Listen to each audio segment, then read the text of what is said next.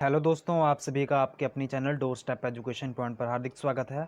उम्मीद है आप सभी लोग अच्छे होंगे। तो दोस्तों, आज हम इस वीडियो में नेशनल रिक्रूटमेंट एजेंसी है जो कि आज ही कल ही इसका गठन किया गया था 19 तारीख को, 19 अगस्त को। तो यहाँ पर इसमें क्या बातें बताई गई हैं, ये एजेंसी है क्या, आपको इसका क्या बेनिफिट है अगर आप स्टूडेंट है, चाहे आप कोई भी गवर्नमेंट जॉब करना चाहते हैं, तो हम इन सभी बातों को इस वीडियो में डिस्कस करने वाले हैं। तो आपने हमारे साथ इस वीडियो के एंड तक बने रहना है। अगर आपने हमारे चैनल को सब्सक्राइब नहीं किया है तो आपने इस चैनल को सब्सक्राइब कर लेना है। आने वाले वीडियोस को मिस ना करने के लिए आपने बेल आइकन भी प्रेस कर लेना है, ताकि जब भी हम कोई वीडियो डालें तो आपको जो नोटिफिकेशन है वो मिल जाया करे। तो सबसे पहले हम समझ लेते हैं कि नेशनल रिक्रूटमेंट एजेंसी है क्या। तो यहाँ पर जो गवर्नमेंट है, हमारी जो प्रेजेंट गवर्नमेंट है, कल ही इन्होंने जो इनकी कैबिनेट है उन्होंने ये जो बिल है उसको पास करवाया। तो यहाँ पर इसको अप्रूवल मिल चुका है, ठीक है, सरकार के द्वारा। तो अब इसको लागू भी बहुत ही जल्दी कर दिया जाएगा। तो इसमें क्या क्या बातें कही गई हैं उसको हम डिस्कस कर लेते हैं।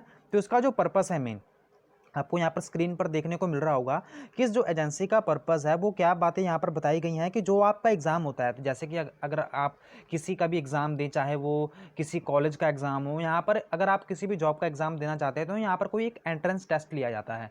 तो अब इन सभी को कॉमन एंट्रेंस टेस्ट करने की बात कही जा रही है कि जो भी आपका एक एंट्रेंस टेस्ट होगा उसका, या फिर आप कह सकते हैं किसी जॉब के लिए जो प्रीलिमिनरी एग्ज़ाम होता है ना, तो उसके लिए एक सेम एक आपका एग्ज़ाम का पैटर्न होगा। जैसे कि अगर आपने आईबीपीएस, चाहे वो बैंकिंग का एग्ज़ाम हो, चाहे वो एसएससी का स्टाफ सिलेक्शन कमीशन का एग्ज़ाम हो, तो उसमें जो एग्ज़ाम होता है वो आपका सिलेबस तो सेम ही होता है। जैसे कि उसमें करंट अफेयर्स हो गए, आपकी क्वांटिटेटिव हो गई, उसमें रीजनिंग हो गया, आपकी जीके हो गई, और यहाँ पर बहुत सारी जो हिंदी हो गई, इंग्लिश हो गई, तो ये सारा सिलेबस तो सेम ही होता है, बट आपको थोड़ा बहुत पैटर्न इधर उधर कर दिया जाता है। तो इससे स्टूडेंट्स को क्या होता है, वो जो बर्डन होता है वो बढ़ जाता है। और इसको कंडक्ट करवाने की अगर मैं बात करूँ तो यहाँ पर अभी करंट में 20 एजेंसीज है जो कि एग्ज़ाम कंडक्ट करवाने के बाद जो जॉब का प्रोसीजर है उसको फॉलो करती हैं। और यहाँ पर आप अक्सर देखते होंगे कि अलग अलग लेवल पर अलग अलग एजेंसियां भी आपको देखने को मिलती है। तो ये गवर्नमेंट के द्वारा ये कहा गया कि भाई जो ट्रांसपेरेंसी है जॉब में, जॉब मिलने की, कि किस एजेंसी ने कंडक्ट पेपर करवाया, कैसे उन्होंने क्या किया, तो ये हमें पता लग नहीं पाता है। तो इसी को ट्रांसपेरेंट की पारदर्शिता लाने की यहाँ पर कोशिश की गई है। तो यहाँ पर आप देख पा रहे होंगे स्क्रीन पर union cabinet chaired by prime minister Narendra Modi ji की यहाँ पर इनके द्वारा एक नेशनल रिक्रूटमेंट एजेंसी का गठन कर दिया गया है। तो इसमें जो कॉमन प्रीलिमिनरी एग्जामिनेशन जो होता है, इसमें यहाँ पर वो लिया जाएगा इनके द्वारा, किनके द्वारा, एनआरए, मतलब कि नेशनल रिक्रूटमेंट एजेंसी। तो अब ये क्वेश्चन आता है कि हमें एनआरए की जरूरत पड़ी क्यों। क्योंकि अगर आप देखेंगे हर साल यहाँ पर 2.5 करोड़ से लेकर 3 करोड़ तक जो बच्चे होते हैं, जो एस्पिरेंट्स होते हैं, स्टूडेंट्स होते हैं, वो यहाँ पर लगभग 1.25 लाख वैकेंसीज के लिए ये हर साल अप्लाई करते हैं, ठीक है ना। तो कितने ज़्यादा जब बच्चे हो गए ये, अगर आप बात करें तो ये इनकी फ़ीस होती है, वो बैंकिंग की अलग फ़ीस है आपकी, अगर आपने एसएससी का पेपर देना है उसकी अलग फ़ीस है, आर्मी का अगर आपने फ़ीस देनी है तो उसकी अलग फ़ीस होती है। और यहाँ पर इनको दूसरे दूसरे ज़िलों में जाना भी पड़ता है एग्ज़ाम देने के लिए, तो कई बार इनको जो फाइनेंशियल बर्डन होता है वो भी बहुत ज़्यादा बढ़ जाता है। तो ये बात यहाँ पर कही जा रही है कि आपको सिर्फ एक ही एग्ज़ाम यहाँ पर देना पड़ेगा। और यहाँ पर और भी यहाँ पर इन्होंने बातें ऐड की हैं, इसको भी हम देख लेते हैं कि इन्होंने और क्या यहाँ पर बातें कही हैं। अब यहाँ पर क्वेश्चन ये भी आता है कि जो एनआरए कंडक्ट करवाती है एग्जाम ऑल गवर्नमेंट वैकेंसीज का, तो क्या अब ये सॉरी यहाँ पर एनआरए करवाती नहीं है, अब क्या ये एनआरए करवाया करेगी सारे जो एग्जाम्स होंगे। तो इनिशियली ये बात कही जा रही है कि जो आपके एसएससी, आईबीपीएस, जो आरआरबी के जो भी जितने भी एग्जाम्स होते हैं, इनको किनके द्वारा कंडक्ट करवाया जाएगा, एनआरए के द्वारा कंडक्ट करवाया जाएगा। जैसे कि यहाँ पर एक और यहाँ पर बात कही गई है कि जो कि आपके हायर सेकेंडरी, मतलब कि जो 12वीं क्लास के बच्चे हैं, ग्रेजुएट के बच्चे हैं, और यहाँ पर जो भी 10th क्लास के जो बच्चे हैं, जो भी कैंडिडेट हैं, उनका यहाँ पर उनके लिए यहाँ पर ऑप्शंस दिए जाएंगे जिनके द्वारा वो अपनी जो भी वैकेंसीज आई हैं उनको यहाँ पर वो अप्लाई कर सकते हैं। तो पहले आपको पता था कि ये आईबीपीएस, आरआरबी और एसएससी के लिए अलग अलग यहाँ पर वैकेंसीज हुआ करती थी। ऑलरेडी मैंने आपको यहाँ पर बता दिया है कि जो भी वैकेंसीज हुआ करती थी, जो भी यहाँ पर एजेंसीज हुआ करती थी, ये अलग अलग यहाँ पर लगभग आपको आज में 20 एजेंसीज ऐसी देखने को मिलेगी जो कि यहाँ पर इन एग्जाम्स को कंडक्ट करवाया करती थी।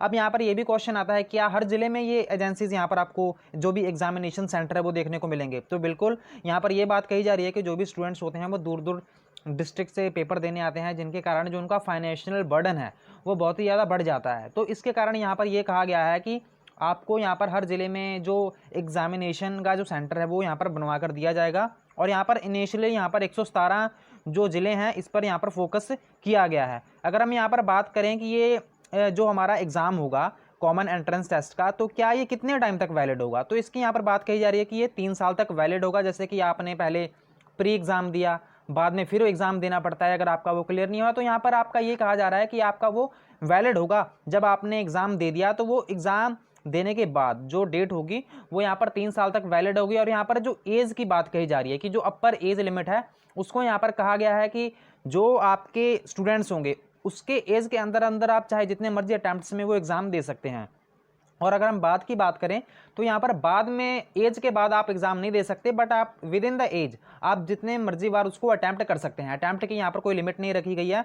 बट यहाँ पर अगर हम बात करें एज की, SC ST और OBC को यहाँ पर रिलैक्सेशन दी जाती है, बाकी जनरल कैटेगरी को यहाँ पर जो उनकी कह सकते हैं रिलैक्सेशन यहाँ पर नहीं दी जाती, तो उनको भी इस बात का ध्यान रखना पड़ेगा।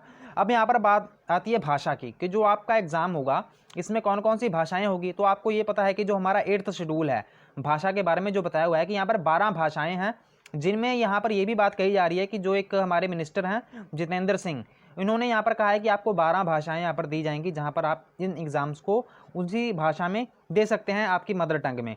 और यहाँ पर इसमें ये भी क्वेश्चन आता है कि क्या इससे जो आपकी रिक्रूटमेंट है उसमें स्पीड थोड़ी सी आपको देखने को मिलेगी? तो हाँ, ये बिल्कुल देखने को मिलेगी। ऐसी उम्मीद जताई जा रही है कि आपकी जो भी यहाँ पर जैसे ट्रांसपेरेंसी बढ़ेगी तो यहाँ पर आपकी जो रिक्रूटमेंट की जो आपकी स्पीड है वो भी यहाँ पर बढ़ेगी, क्योंकि यहाँ पर जो उनका सिग्निफिकेंट जो रिड्यूस है रिक्रूटमेंट साइकिल का, तो वो उसमें आपको बहुत ज़्यादा कह सकते हैं बेनिफिट देखने को मिलेगा।